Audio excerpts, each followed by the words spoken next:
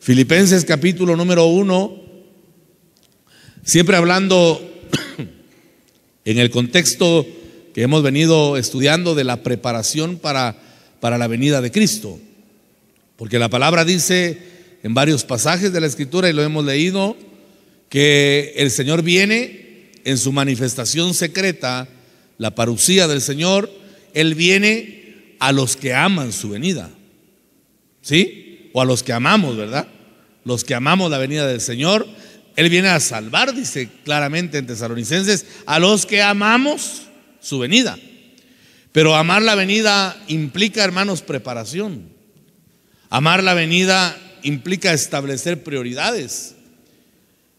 Yo he estado hablando al corazón del pueblo en sentido general de la iglesia, y he estado enfatizando también en las familias y las cabezas de familia, los padres, acerca de la responsabilidad que tenemos, hermano, de orar mucho, de estar clamando, de estar suplicando que el Espíritu Santo se revele a nuestra familia. Yo particularmente, para que usted me entienda lo que trato de transmitir a su corazón, yo no quiero que mis hijos se queden para la tribulación. Porque podemos pensar, hermano, que por haber sido alcanzados nosotros, nuestros hijos también, y usted sabe que Dios solo tiene hijos, no tiene nietos, ¿sí? Si nuestros hijos no están preparados y tienen edad consciente para tomar a Cristo, ellos se quedan para la tribulación, hermano. ¿Y quién desea eso? Yo creo que ninguno, ¿verdad? Es tiempo entonces en el que tenemos que tener la determinación que tuvo Josué cuando confrontó al pueblo de Israel y les dijo: escojan ustedes a quién van a servir. Y él dice algo que en el castellano es tal vez falta de respeto, pero en el hebreo no. Y él dice: escojan ustedes a quién van a servir, pero yo, dice, y mi casa serviremos a Jehová. Eso es determinación, hermano, de alguien que entendió su función paterna en el sentido de orientar, porque también yo estoy claro en el aspecto doctrinal de que nosotros no podemos salvar a nuestros hijos, hermano, ni siquiera yo siendo pastor. Ellos no van a alcanzar salvación por ser hijos de un pastor. Ellos van a alcanzar salvación porque Cristo se les reveló y porque lo tienen morando en su ser interior y porque han aprendido a reconocer la salvación y el señorío de Jesús. Entonces es una tarea, hermano, fuerte. El tiempo es corto, pero creo que mientras respiramos y mientras el Señor en su infinita misericordia no ha venido, todavía hay tiempo para prepararnos y estar a cuentas con el Señor. Amén, hermanos. Filipenses capítulo número 1. Vamos a estudiar un aspecto más entonces en esta hora. Filipenses capítulo 1. Vamos a leer los versículos 9 y 10 de Filipenses 1. Voy a leer la Biblia lenguaje sencillo, es la traducción que quiero utilizar, la BLS, porque tiene una connotación que difiere un tanto de la Reina Valera 60 y me gusta porque aplica a lo que quiero trasladar en esta tarde. Dice la palabra del Señor. ¿Estamos todos ahí, hermanos? Le pido a Dios que ustedes se amen cada vez más y que todo lo aprendan bien. Oiga eso. Y lo juzguen correctamente, para que sepan cómo elegir lo mejor. Así cuando Cristo vuelva, estarán sin pecado y nadie podrá acusarlos de nada. Oiga, qué forma de presentar este pensamiento. Leo de nuevo versos 9 y 10. Le pido a Dios, dice el apóstol Pablo, que ustedes se amen cada vez más y que todo lo aprendan bien y lo juzguen correctamente, para que sepan cómo elegir lo mejor. Así cuando Cristo vuelva, estarán sin pecado y nadie podrá acusarlos de nada. Que el Señor bendiga aún más su palabra, hermanos amados. Vamos a continuar hablando entonces de la preparación de la iglesia para la manifestación secreta de nuestro Señor Jesucristo. Y la necesidad de crecer en nuestra vida espiritual se hace imperante, hermano. Hoy más que nunca la iglesia tiene que estar autoexaminándose para determinar los niveles de crecimiento que hemos alcanzado en el Espíritu. El Espíritu Santo conoce perfectamente nuestro corazón, pero nosotros también nos conocemos a nosotros mismos. Amén. Y tenemos que estarnos evaluando para ver si estamos creciendo o estamos decayendo en nuestra vida espiritual.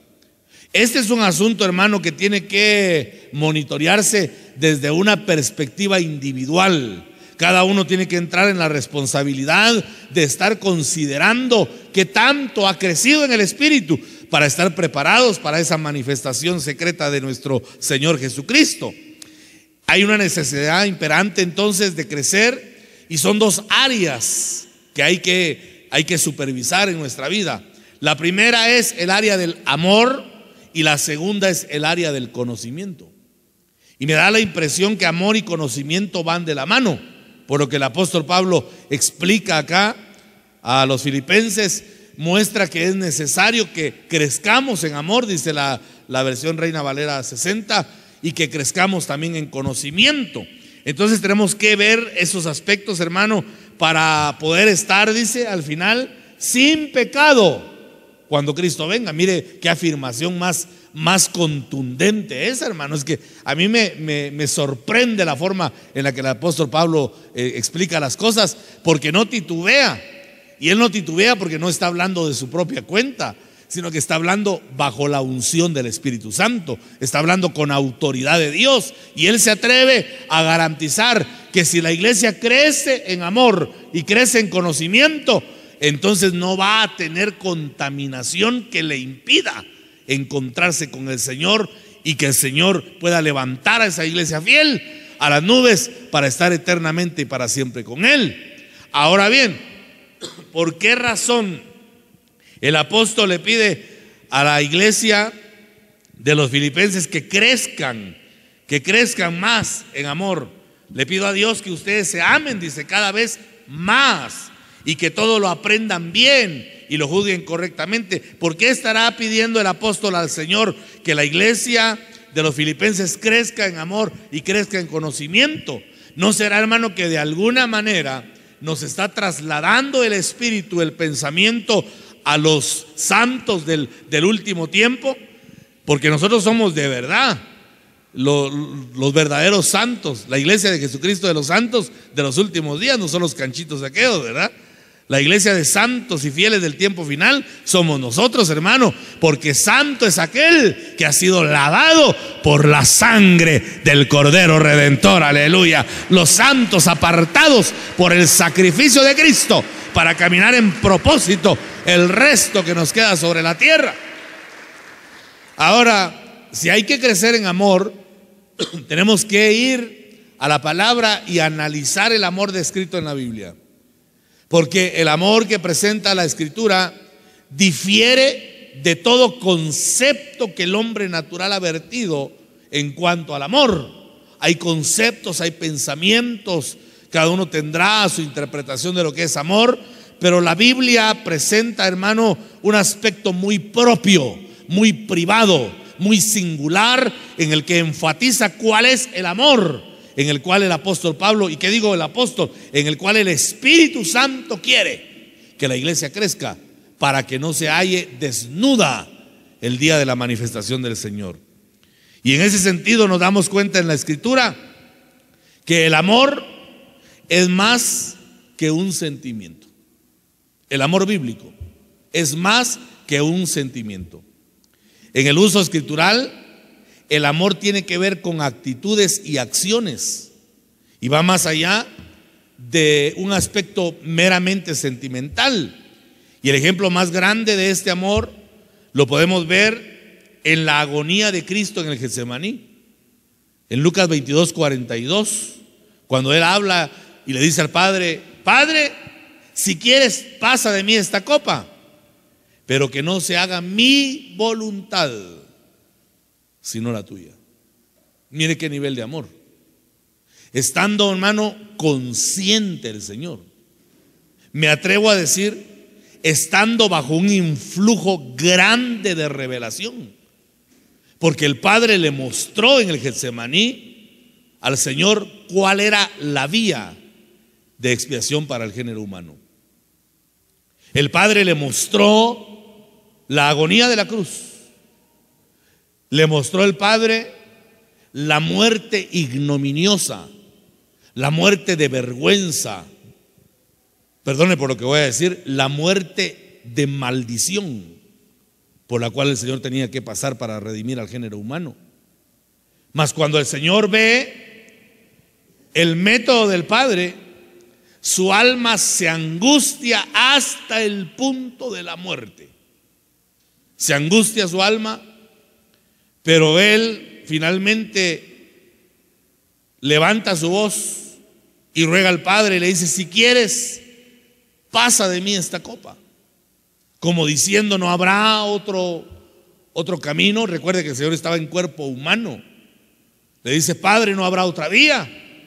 Pero entendiendo en su espíritu que el camino para erradicar el pecado de la humanidad era la muerte de un cordero perfecto, entonces se levanta una oración y dice: no se haga mi voluntad,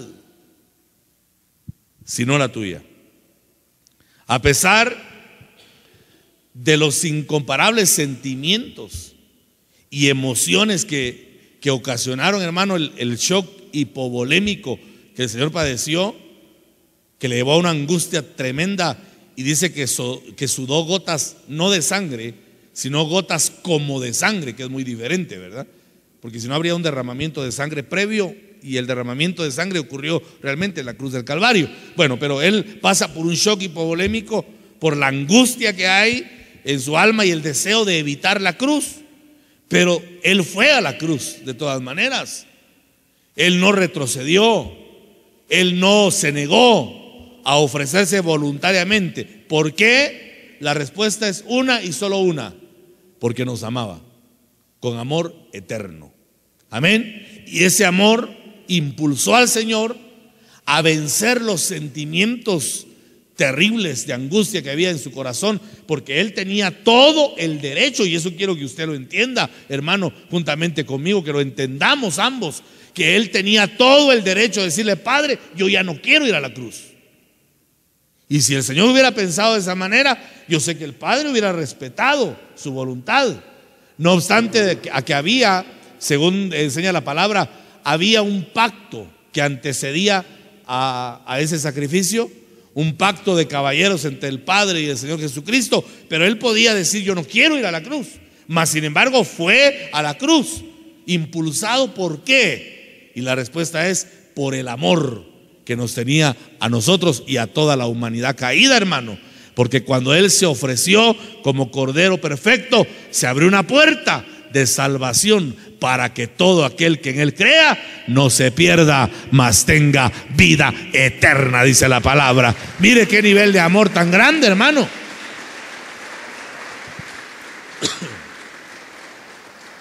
Y digo esto porque el amor de los hombres es sentimentalista,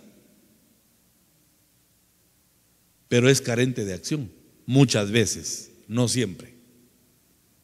El amor entonces tiene que ver con un sentimiento, pero tiene que ver con una proyección de acciones. Es más, yo creo que las acciones, hermano, son las que más determinan las actitudes, el nivel de amor que hemos alcanzado. Y Pablo suplica a Dios que la iglesia de los filipenses crezca más y más en amor.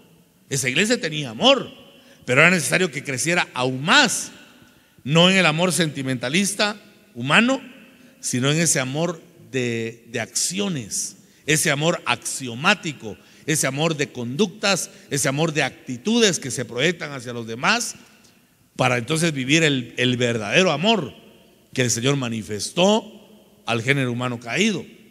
El segundo aspecto es que el amor de Dios que la iglesia debe tener es un amor corporativo, no individual. La mayoría de las instrucciones paulinas y apostólicas que hay en las epístolas de Pablo, del apóstol Pedro y del apóstol Juan, apuntalan a amar a los demás. Así dice, amar a los demás. A eso apuntala y enfatiza siempre, amar a los demás. Fueron escritas a iglesias locales, no a creyentes individuales. Las epístolas se enviaban para ser leídas en medio de la sinagoga, en medio de la congregación, para que todos escucharan cuál era la voluntad de Dios. Se expresa a través de la pluma apostólica de Pablo, de Juan, de Pedro y de quienes escribieron la palabra. Pero hermano, la motivación era siempre amar a los demás, porque aquel que vive aislado del cuerpo de Cristo, le es imposible vivir el amor con el cual Cristo amó. ¿Podrá alguien amar con el amor de Cristo siendo ajeno al cuerpo de Cristo? La respuesta es no.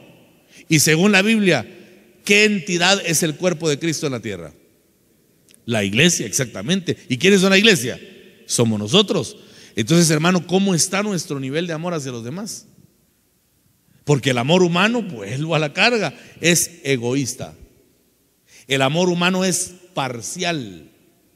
Y el amor que el Señor quiere que la iglesia proyecte y en el cual el Señor desea que la iglesia crezca, es ese amor corporativo, que no se queda en la manifestación egoísta del amor individual, hermano. Y por eso es que el Señor se atrevió a dar un mandamiento, que es mandamiento del Hijo, que amemos aún a nuestros enemigos. Eso no tiene sentido para la mente humana. Lo normal, o quizá no lo normal, lo común sería que yo ame a quien me ama. Pero el Señor viene y dice que amemos aún a los que nos aborrecen. Y ahí la cosa se pone un tanto difícil, porque comienza a chocar con nuestra proyección humana. Y nos empezamos a sentir carentes en nuestra humanidad, porque qué fácil es amar a quien nos da amor. Pero ¿cómo reaccionamos en relación a aquel que sentimos en nuestro espíritu que no nos ama? ¿Le ha ocurrido usted alguna vez de ver a alguien y pensar, este hermanito como que me mastica pero no me traga? Y hay que amarlo. Hay que amarlo con la intensidad de amor con la que usted ama a su mejor amigo. Ay, pastor, pero eso no tiene lógica. No tiene lógica. Es que el evangelio es así. ¿Qué lógica tenía que enviaran lo más caro del cielo, lo más preciado, para que fuera pago por lo que no valía nada? Porque la humanidad no tenía valor, hermano. Ya le explicaba en otras ocasiones, ¿qué valor tiene un muerto? Que alguien llegara con un costal y dijera, mire, le vendo un muerto. ¿Cuánto ofrecería usted por un muerto? Nada. Y el Señor ofreció lo más caro del cielo, nuestro Señor Jesucristo, por lo que estaba muerto. ¿Por qué lo hizo? Por el gran amor con el que Cristo nos amó, estando perdidos en delitos y pecados. Qué grande amor el del Señor, ¿verdad? Démosle palmas a ese infinito amor. Aleluya.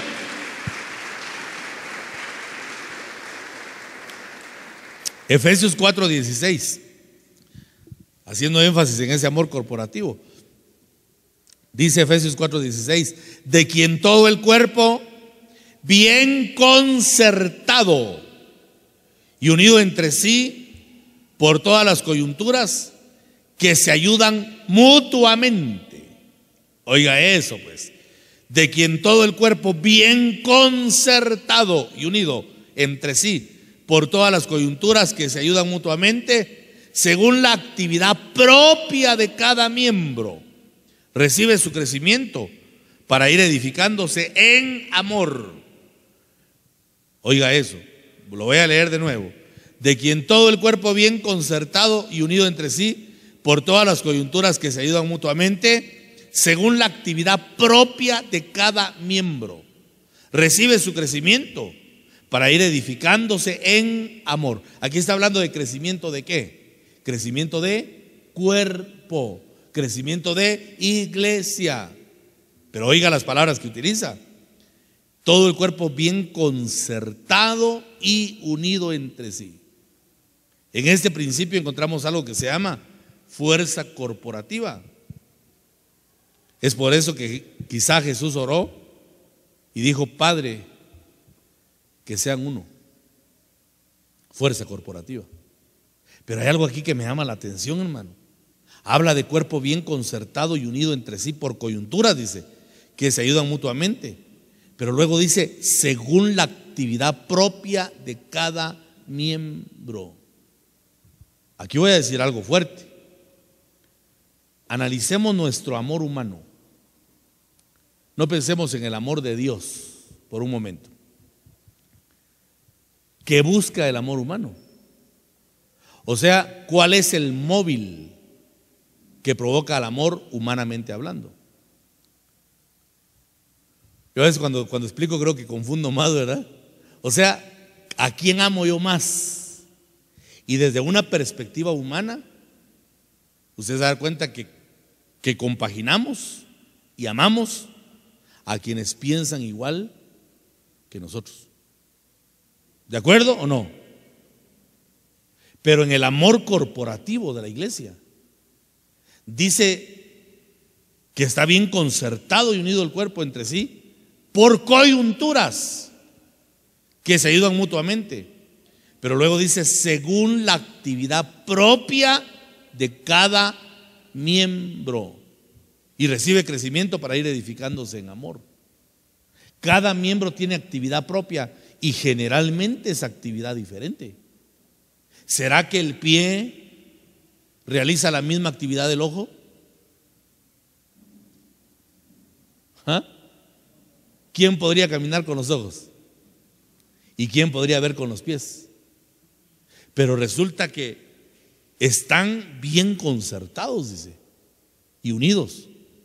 Y ese concierto y esa unidad es la que le dan crecimiento al cuerpo, no obstante a la actividad individual, yo agrego, y diferente de cada miembro. Entonces mire el poder, hermano, que tiene el amor. Y por eso es que Pablo enfatiza tanto el amor. Las menciones que Pablo hace en sus epístolas y los apóstoles relacionado al amor, hermano, es impresionante. Porque ellos tenían la revelación del Espíritu, que una iglesia carente de esa fuerza corporativa no va a madurar. Entonces la iglesia que va a crecer en amor es aquella que crece en comunión. Porque una cosa sí es segura: mientras más cerca estoy yo de Jesús, más aprendo a amar a mi prójimo. Amén. Porque el amor de Cristo fue desbordante. Hermano, está en la cruz, están girando improperios contra él, lo han lastimado, le han mesurado la barba, le han arrancado su barba, lo han escupido. Y cuando está en la cruz, él dice, todavía teniendo aliento de vida: Padre, perdónalos, porque no saben lo que hacen. Mire qué fuerza de amor. Pero el Señor dijo: Padre, perdónalos, en plural. No saben lo que hacen, no conocen el amor. Padre, ellos vienen de pecado, ellos vienen de ira, ellos vienen de maldición, no conocen el amor, no les tomes en cuenta, perdónalos. Mire qué carga de amor, hermano. Y ese es el amor que la iglesia debe alcanzar, porque lo alcanzaron siervos del principio. Por ejemplo, Esteban, hermano, que se lanza un mensaje tremendo que le sacude la conciencia al pueblo y le irrita también la mente, el corazón a los líderes de Israel, al punto que comenzaron a rabiar, y fue tal su ira que lo mataron a pedradas. Pero antes de morir, este hombre de Dios, el primer mártir según la historia de la iglesia, levanta también su voz al cielo y dice: Padre, no les tomes en cuenta este pecado. ¿Por qué? Porque recibió el amor de Cristo. Es un amor que no ama, ¿cómo explicarlo?, por mérito, sino que ama porque su naturaleza es amar. ¿Me explico? Y en los hijos de Dios La naturaleza que pusieron es de amor. Por eso el apóstol Juan dice que el que no ama no conoce a Dios, porque Dios es amor. ¿Estamos claros en eso? Ay, pastor, pues que yo a ese fulano no lo puedo amar. Sí, mire, pastor, yo lo odio con odio, pero jarocho. Entonces tú no tienes a Cristo. Porque aunque incomode tu alma, que cuando lo ves sientes que te da vuelta el estómago, dice, yo creo que eso no puede ocurrir, se moriría uno, ¿verdad? Pero tienes que amarlo. No por sus méritos, porque no los tiene, sino porque en ti hay una naturaleza que fue enseñada solamente a amar y no a odiar. Ese es el amor corporativo, el amor de la iglesia del tiempo final, una iglesia que se parece tanto a Cristo que ha aprendido a amar por sobre todas las cosas. Démosle gloria al Señor por eso, hermanos amados, y que la unidad del Espíritu nos lleve a esa fuerza del amor. Dele fuerte las palmas al Todopoderoso.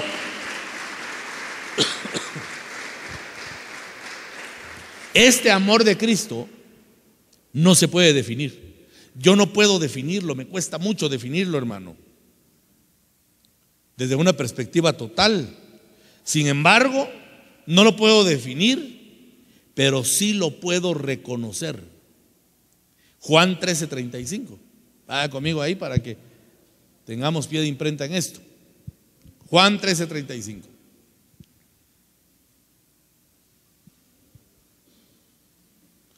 La palabra discípulo se origina del griego matete, que significa uno que ha atado el destino al destino de su maestro, y también se interpreta uno que quiere llegar a ser como su maestro. Ese es un discípulo. Y dice Juan 13:35, en esto conocerán. Oiga, no dice en esto entenderán, porque esto no es para entenderlo, pero sí para reconocerlo. En esto conocerán todos que sois mis discípulos. ¿Cuál es el parámetro? Si tuviereis amor los unos con los otros. Yo le amo a esto, un amor conocible. Un amor conocible. Teniendo a Cristo, nosotros no podemos dejar de amar. Dicen amén, hermanos. ¿Le ha pasado a usted eso? ¿Que no puede dejar de amar? Le hacen daño y usted sigue amando. Y viene la gente con mente humana, le dice, ay, tan tonto, tan tonta que sos. Mira todo lo que te ha hecho, yo ni siquiera lo miraría, ni con el rabo del ojo, dice. Porque no entienden el amor de Dios. Y por eso uno no se explica cómo hay gente que deja de amar, hermano. Porque el que tiene a Cristo no puede dejar de amar. Y perdone la expresión que voy a usar, parece uno torpe amando al que ha hecho daño. Pero ese fue el amor de Cristo. Amén. Entonces aquel que no ama, no, yo sí tengo mi apellido bien puesto. Eso es lo único que tiene, su apellido no tiene ni una pizca de Jesús. Y cuando Cristo se manifieste, su apellido, a saber a dónde se va a ir, hermano. Pero no va a estar con Dios, porque Él viene por los discípulos que aprendieron a amarse los unos a los otros. En ese amor, en esa fuerza corporativa, que a pesar de que somos diferentes, nos amamos porque nuestra naturaleza fue dejada solamente para amar. ¿Cómo se puede reconocer el amor de Cristo en una congregación local? En las epístolas enviadas a la iglesia neotestamentaria podemos encontrar algunos parámetros. Por ejemplo, la iglesia de Corinto. Eso lo encuentra usted en 1 Corintios, ¿verdad? 13, ahí habla del amor. Antes, en el capítulo 12, menciona que esta iglesia de Corinto abundaba en dones. Decía hermano Otto, ahí profetizaban hasta los loros.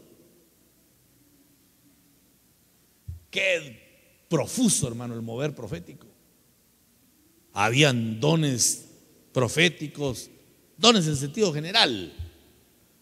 Pero qué tremendo, hermano, porque cuando les hace un escáner el apóstol Pablo, los encuentra llenos de dones y carentes de amor. O sea que el tener dones no implica necesariamente que tengamos amor. Y aquí es donde Pablo, hermano, trae un postulado que los sacude a uno. Porque dice el apóstol: si yo hablase lenguas humanas y angélicas, o humanas, ¿sí? Lenguas humanas o angélicas, y no tengo amor, ¿qué dice? Nada soy. Qué tremendo eso, hermano. Qué fuerte, ¿verdad? Imagínense a alguien con perfil profético, con dones tremendos, que al verlo que parezca ojos de rayos X y que le discierna el espíritu y el alma, que le diga: hermano, Dios me muestra que usted tiene esto, esto y esto. Es para quedarse uno impresionado. Y que no tenga amor. El término que utiliza Pablo cuando dice: si hablase lenguas humanas o angélicas, si no tengo amor, nada soy, habla de eso, hermano. Que alguien que esté revestido y forrado de dones, pero si no tiene amor, es nada en el sentido más estricto de la palabra. Y alguien puede que no hable, pero ni jerigonza, pero que tenga un amor entrañable, y ese vale mucho. Por eso Pablo dice, hablando de dones, ha puesto normativas: que hablen, que profeticen 2, a lo más 3, y los demás juzguen, y que todo se haga en orden, y que el que quiera hablar lenguas pero no tiene interpretación, mejor háblelas en su casa. Y el que tenga lenguas pero hay quien interprete, entonces interprete para que la iglesia sea edificada. Yo quisiera que todos hablaran lenguas, pero más que profetizara. Y en fin, hermano, que se dispara un compendio total del equilibrio de los dones. Pero al final dice: mas ahora os muestro un camino más excelente. Cuando ha hablado de palabra profética, cuando ha hablado de lenguas, cuando ha hablado de palabra de ciencia, cuando ha hablado de palabra de sabiduría, cuando ha hablado de dones de fe, dice: mas ahora os muestro un camino más excelente. Uno dice: ¿qué vendrá? ¿Y sabe qué viene? El capítulo del amor. O sea que el amor es más excelente que los dones. Tremendo, ¿verdad? Por eso no se entristezca usted que: ay, pastor, yo cuánto quisiera profetizar y no hablo ni lenguas. No se ponga triste. Bueno, no se ponga triste si tiene amor. Si no, angustias, hermano. Amén. Si no tiene dones pero tiene amor, eso es suficiente. Porque ese fue el sello. Porque la huella que el Señor ha dejado en la iglesia es el amor. Por eso Pablo lo presenta como un camino más excelente. La iglesia de Corinto entonces tenía dones, hermano, profusos, pero estaban carentes de amor. Hubiese sido mejor que tuvieran amor en lugar de dones. Bueno, eso es lo que interpreto, ¿verdad? Segundo aspecto, la iglesia de Éfeso. Si los corintios son el aspecto negativo del amor, los efesios entonces serían el aspecto positivo.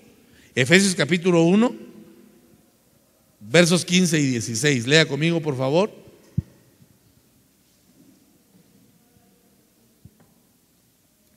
Efesios capítulo 1, versos 15 y 16. Por esta causa también yo, habiendo oído de vuestra fe en el Señor Jesús y de vuestro amor para con todos los santos. Oiga eso. No ceso de dar gracias por vosotros, haciendo memoria de vosotros en mis oraciones. Mire eso. Leo de nuevo. Por esta causa también yo, habiendo oído de vuestra fe en el Señor Jesús y de vuestro amor para con todos los santos, no ceso de dar gracias por vosotros, haciendo memoria de vosotros en mis oraciones. Es un aspecto importantísimo, hermano. Regresemos en Efesios 4, o avancemos a Efesios 4, versos del 1 al 3. Yo pues, preso en el Señor, os ruego que andéis como es digno de la vocación con que fuiste llamados. ¿Qué pide en esa vocación el apóstol Pablo? Con toda humildad. La iglesia redimida tiene que ser humilde, con toda mansedumbre, soportándoos con paciencia los unos a los otros, en amor. Lo único capaz de soportar el defecto de los demás es el amor, hermano. Solícitos en guardar la unidad del Espíritu en el vínculo de la paz.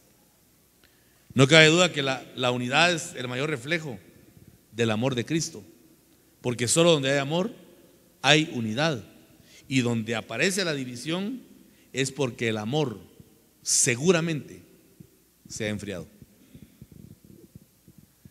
Entonces la iglesia de los Efesios tenía abundancia de amor y eso alegró el corazón del apóstol Pablo. Pero está también la iglesia de Filipos, la iglesia de los filipenses. Esa iglesia en Filipos era tremenda, hermano. Sin lugar a dudas, esta iglesia era una de las más maduras del Nuevo Testamento. Y tenían grande madurez porque alcanzaron amor cristiano. Y ahí entra la cita que leímos introductoria, Filipenses 1:9. Le pido a Dios que ustedes se amen cada vez más. Ese es el aspecto que estamos hablando, ¿verdad? Le pido a Dios que ustedes se amen cada vez más. ¿Qué quiere Dios que crezca en nosotros, hermano? ¿Qué quiere Dios que crezca en nosotros? El amor. ¿Para quiénes? Para con todos. Aquí dice con todos los santos. Yo prefiero dejarlo para con todos, que se manifieste ese amor. Le pido a Dios que ustedes se amen cada vez más. Y ahora viene el segundo aspecto, si no ya no me va a dar tiempo de tocarlo. Y que todo lo aprendan bien y lo juzguen correctamente. Bueno, entonces dejemos ya por un lado ahora el aspecto del amor y demos por sentado que el Señor está trabajando nuestro espíritu para crecer en amor, porque crecer en amor es tomar la imagen de Cristo, porque Él es el más grande ejemplo de amor para la humanidad. Ahora viene con otro aspecto tremendo el apóstol: y que todo lo aprendan bien. Y son los dos requisitos previos a la venida de Cristo. O sea, hermano, ¿qué viene a buscar Jesús? Amor y conocimiento. Y aquí es donde entra la preocupación ministerial, hermano. Porque yo vuelvo a insistir, a mí Dios me ha llamado a enseñar. ¿Sí? El mayor amor de un ministro a la iglesia es la enseñanza. Por eso mi pastor, hermano Héctor, dice: yo prefiero que hayan maestros y no predicadores. Porque el predicador entretiene. Yo hay ministros que son buenos para predicar, pues los entretiene y queda enseñanza, queda edificación. Pero el maestro enseña, hermano. Y eso es lo que trae conocimiento, la enseñanza del Espíritu. Pablo está rogando que crezca esta iglesia y toda la iglesia cristiana, que crezca en amor, pero que también crezca en conocimiento. Dice: y que todo lo aprendan bien. Porque él sabe que si la iglesia tiene amor y tiene conocimiento, va a tener discernimiento y todo lo van a juzgar correctamente. Versículo 10: para que sepan cómo elegir lo mejor, así cuando Cristo vuelva, oiga eso, estarán sin pecado y nadie podrá acusarlos de nada. Increíble, ¿verdad? Amor y conocimiento es lo que purifica. Por eso mucho pueblo pereció por falta de conocimiento, porque al no tener conocimiento se hicieron viles. Al no tener conocimiento se corrompieron, perdieron la santidad y no pudieron discernir y eligieron lo peor en lugar de elegir lo mejor. ¿Qué estamos eligiendo nosotros en este tiempo, hermano? ¿Y cuál va a ser la base para esa elección? Número 1, el amor. Y número 2, el conocimiento. El conocimiento. Pero mire, hermano, estamos en un tiempo en el que la iglesia ya tiene que esgrimir la palabra. Estamos en un tiempo en el que la iglesia ya tiene que vivir de la palabra. Estamos en un tiempo en el que la iglesia ya tiene que aplicar la palabra, porque tiene conocimiento. Ese es conocimiento, usar la Biblia para toda circunstancia. Usemos la Biblia. Tenemos que crecer en conocimiento para aferrarnos de la palabra y que la palabra provoque en nosotros lo que quiere provocar. Porque mire, cuando no hay conocimiento hay actitudes negativas. Yo supe de una persona que perdió un hijo y él era cristiano, entre comillas, y la muerte también fue fuerte, hermano, sin palabras humanas para explicarla. Toda la gente llegó a solidarizarse, sus líderes espirituales, pero en un arrebato de ignorancia, porque no puedo decir otra cosa, esa persona en el momento de la velación pidió prender una hoguera y públicamente salió y dijo: Dios es un mentiroso, un farsante, y este libro no sirve para nada, dijo, y tiró la Biblia a la fogata en rebelión contra Dios por la muerte de su hijo. Ignorante, con todo y su dolor, ignorante, porque el justo perece y no hay quien piense en ello, y no hay quien entienda que de delante de la tribulación el tal fue quitado, dice la Biblia. Pero ¿quién lo entiende? El que tiene conocimiento. El que no tiene conocimiento reniega, se rebela, maldice, hermano. Pero mire, el que tiene conocimiento, saben cómo encontrar propósito en la palabra, porque es donde la palabra comienza.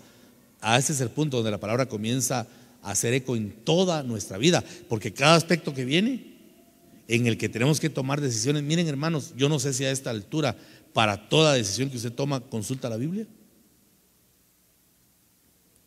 porque muchos truenan, palabra griega, ¿verdad?, por no pedir discernimiento,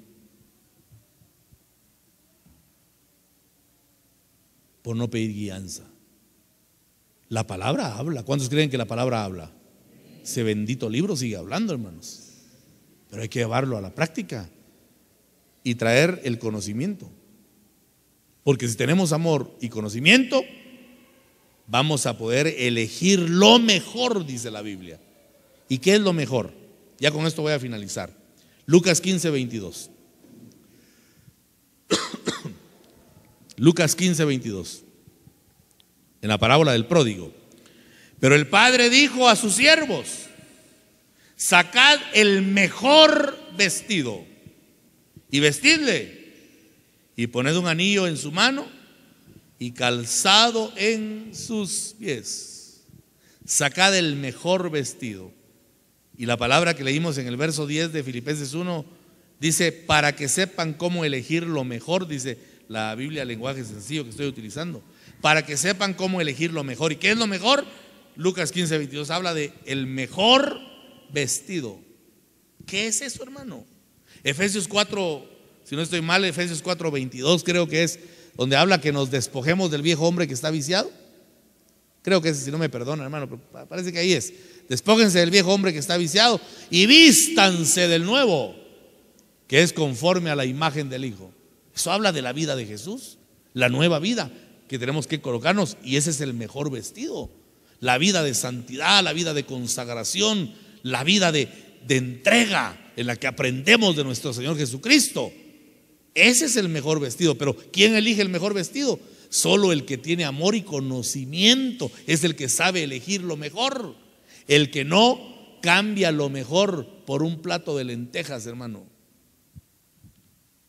Sacad el mejor vestido. ¿Sabía usted que hay un mejor vestido? Es la vida nueva en Cristo Jesús. Gloria a Dios por ello, ¿verdad? Hechos 27:36.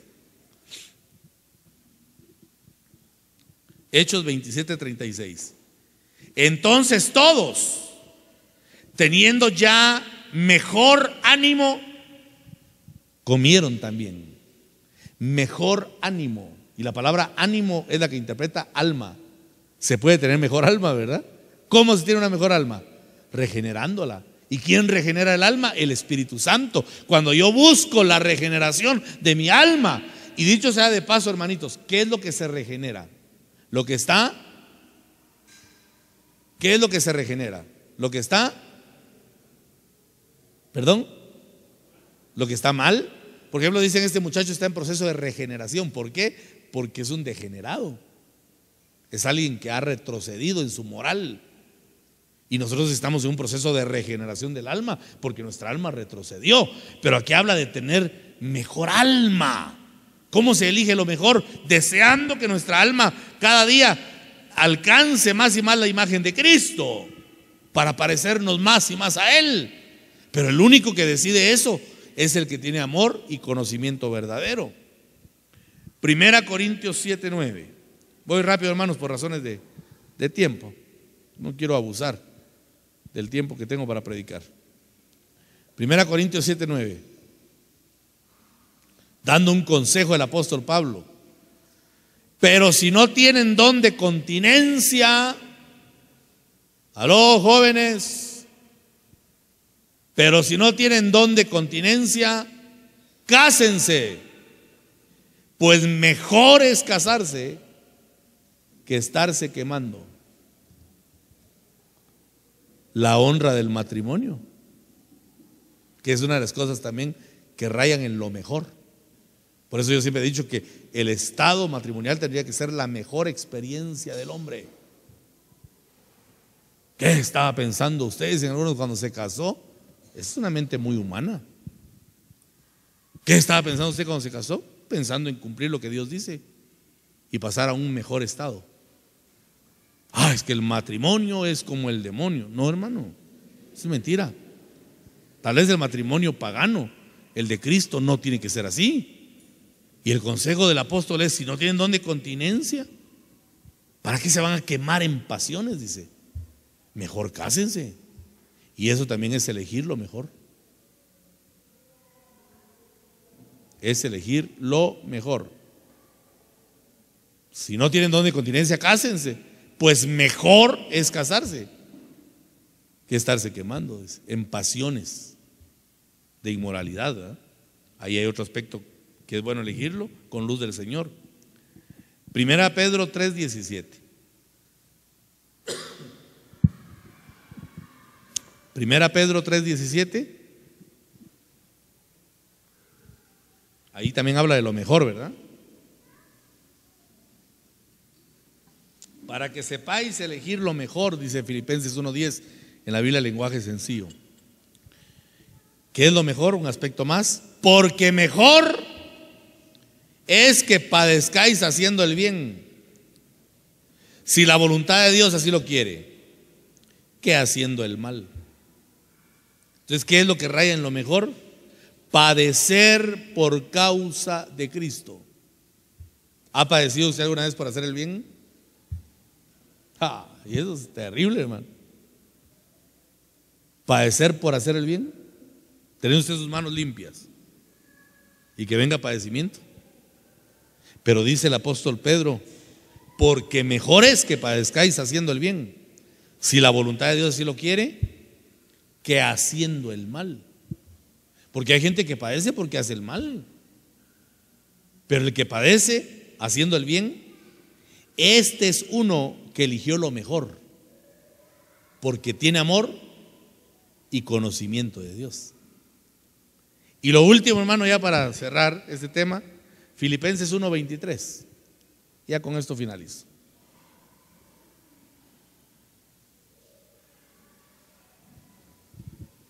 Mire qué solvencia la del apóstol Pablo.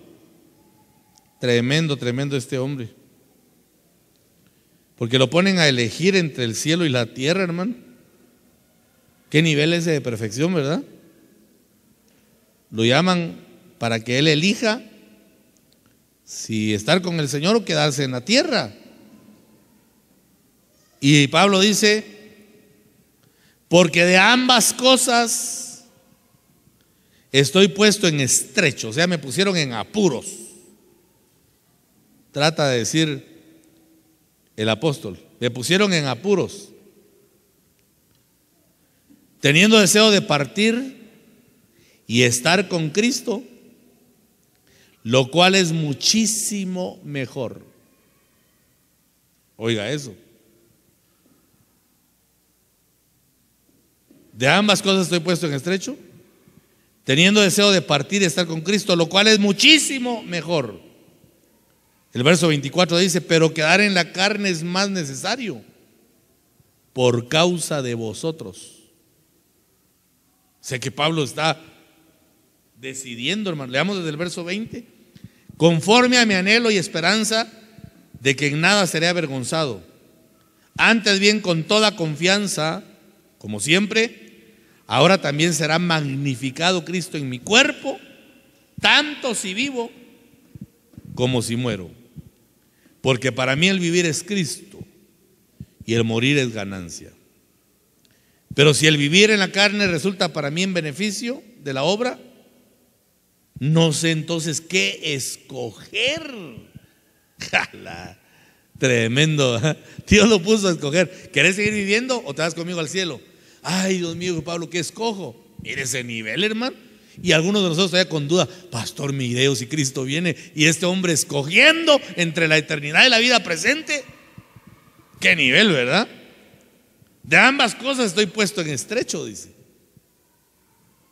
Y luego explica él: tengo deseo de partir y estar con Cristo, lo cual es muchísimo mejor.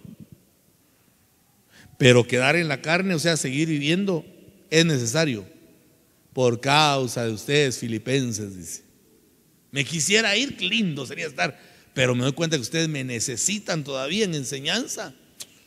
Estoy en estrecho, no sé qué hacer. Bueno, pero dejemos por un lado que es otro tema. Entonces quiere decir que lo que es muchísimo mejor es estar con Cristo. Y vamos a estar con Cristo cuando Él arrebate a la iglesia.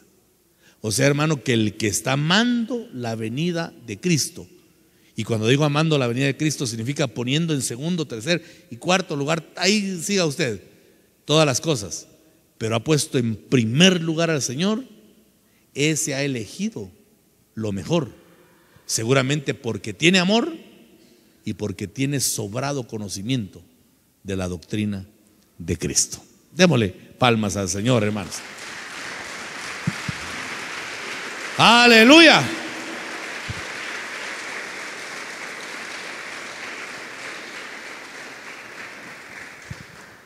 Ahora bien, hay una pregunta que vino a mi mente mientras estudiaba el tema, y la pregunta es esta: ¿podrá alguien tener conocimiento sin amor? Porque por lo que explica Pablo, lo que antecede el conocimiento es el amor. Amor y conocimiento. Ahora la pregunta que yo le formulo a ustedes: ¿se podrá tener conocimiento sin amor? ¿Qué opina? ¿Ah? Yo creo que sí. Ese fue el caso de los fariseos, porque el conocimiento sin amor se llama ley y el conocimiento con amor se llama gracia. Cierra tus ojos, hermano. Padre bendito, gracias por enviar tu palabra. Hemos entregado una vez más tu palabra, conscientes, Señor, que es un tiempo preparatorio, conscientes que es un tiempo final, que pronto el amado de nuestra alma vendrá. Señor, yo me uno a la oración del apóstol Pablo, a fin de que nos amemos cada día más y más, los unos a los otros. Que nos amemos, para que entonces el Espíritu Santo envíe conocimiento. El Señor me decía: para amarnos tenemos que romper fronteras que muchas veces el diablo y muchas veces nuestra propia mente han puesto. No podemos, hermano, ser ajenos a nuestro prójimo, a nuestro hermano en Cristo. Tenemos que desbordarnos en amor. y el consejo pastoral que traigo es: amémonos, compartamos, hermano, con quienes tal vez nunca hemos compartido. Ampliemos nuestro círculo de amor, para que entonces se cumpla la palabra de amarnos los unos a los otros. Que se estreche la relación de amor, porque esa es la evidencia de que estamos viviendo el evangelio verdadero. Esa va a ser la evidencia que estamos en el camino correcto. Jesús dijo: en esto conocerán que son mis discípulos, cuando os améis los unos a los otros. Y donde hay amor, Dios envía palabra revelada. Donde hay amor, Dios envía conocimiento. Porque el pueblo que está en oscuridad densa, el pueblo que está en ignorancia, seguramente es pueblo que no conoce el amor de Dios. Es pueblo que ama humanamente, es pueblo que ama al que le ama, pero no es capaz de amar al que le aborrece. Y el evangelio pide amor incondicional, porque ese es el amor con el cual Cristo nos amó. Yo te quiero invitar, hermano, al altar. ¿Por qué no vienes al altar si tú deseas? Para venir a decirle: Señor, lléname de tu amor. Que mi copa rebose de tu perfecto amor. Y que al salir de este lugar tú vayas, hermano, lleno del amor de Dios, amando aún a tus enemigos. Ese es el evangelio. Y ese es cumplir el mandamiento del Hijo. Ven al altar y dile: Señor, yo necesito de ese amor. Dile: Señor, yo necesito de ese perfecto amor con el cual tú me amaste. Dile: Señor, yo vengo a rendir mi humanidad. Yo vengo a rendir hoy todo aquello que me impide amar, para estar preparado, Señor, el día de tu manifestación. Si el amor no crece, el conocimiento no vendrá, hermano. Aleluya. A ti atribuimos, Señor bendito, trae por medio del Espíritu Santo amor a tu pueblo. En el nombre de Jesús. Espíritu Santo, ven y llénanos de amor, para amarnos los unos a los otros con el amor con el cual tú nos amaste. Mira, Señor, a un pueblo humillado. Mira, Señor, a un pueblo necesitado de ti. A ti atribuimos Trae tu amor. poder y majestad. Que podamos esta tarde sentir el amor de Jesús. Señor, Yo te desafío para que esta tarde pidamos que nos permita el Espíritu Santo sentir el amor por el cual Jesús fue a la cruz del Calvario. a ti atribuimos Ese amor que venció, hermano, honra. la revelación de sufrimiento, la revelación de ignominia y de vergüenza que venía sobre él. Pero ese amor fue tan grande que el Señor dijo: Padre, no se haga mi voluntad sino la tuya. El Espíritu Santo